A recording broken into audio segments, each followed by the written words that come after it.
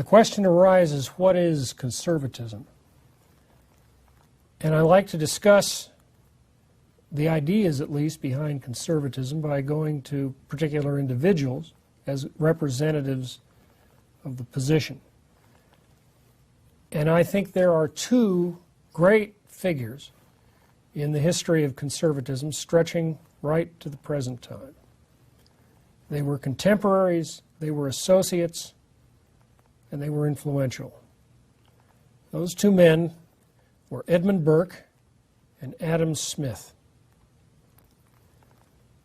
Burke, as I've already mentioned before, was a defender of the rights of Englishmen. He believed in constitutional rights, though of course not in the sense of a written constitution, because Britain didn't have one, but in terms of traditional law and liberties associated with the common law. Burke was a defender. And he believed that it was an error to use centralized political power to remove those rights and English liberties, which had been characteristic of the country, he believed, for hundreds of years. So he was a conservative in the sense of defending traditional law, traditional social institutions such as the family and the church.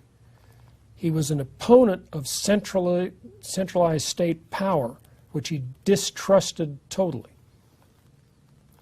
And as such, he would have said that the centralization of power in the context of the British Constitution was a revolt against tradition and some kind of either revolutionary or rationalist attempt to take away the traditional liberties of individual citizens. The other great figure was Adam Smith.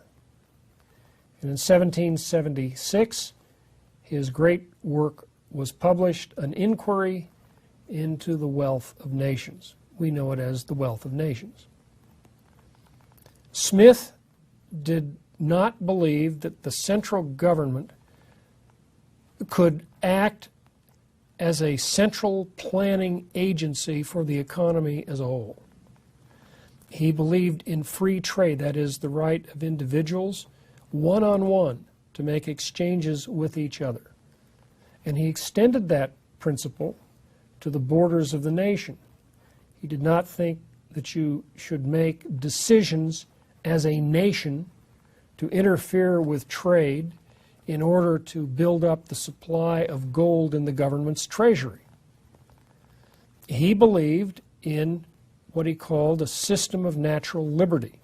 And he believed that if individuals were left alone to truck and barter, in the famous phrase, to trade with one another, to seek their own individual self-interest by their own productivity, without coercion and without an appeal to government, that would lead to an expansion of the wealth of nations.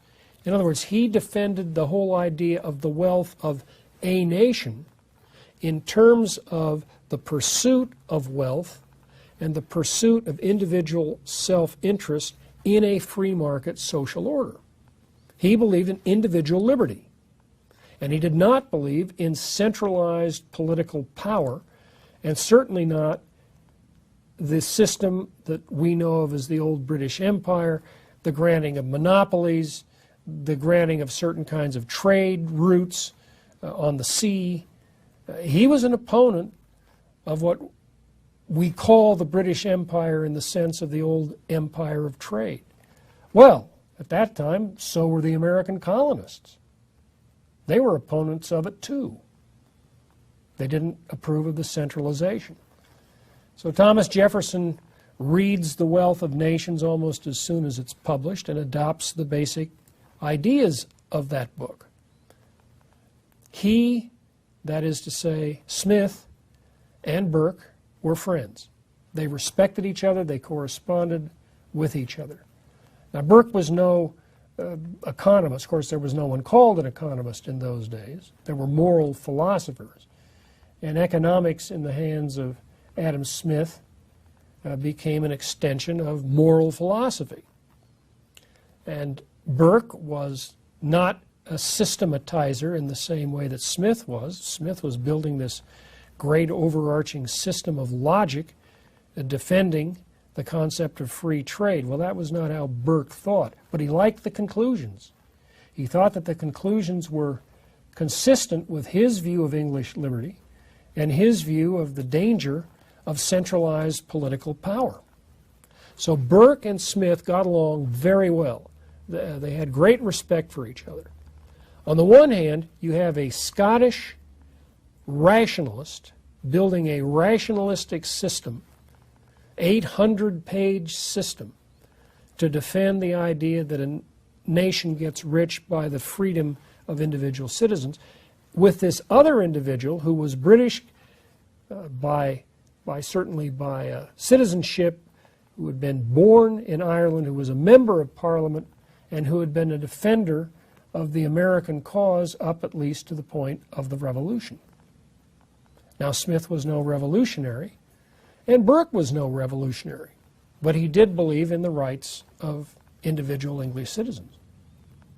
So here they were together in the period of the Revolution and the period after, committed to a system of personal liberty. Smith on the basis of rational thought, the extension of thought, rational thought to the general society. Burke on the basis of traditional English liberties, both coming to the same idea of personal freedom and a decentralized social order.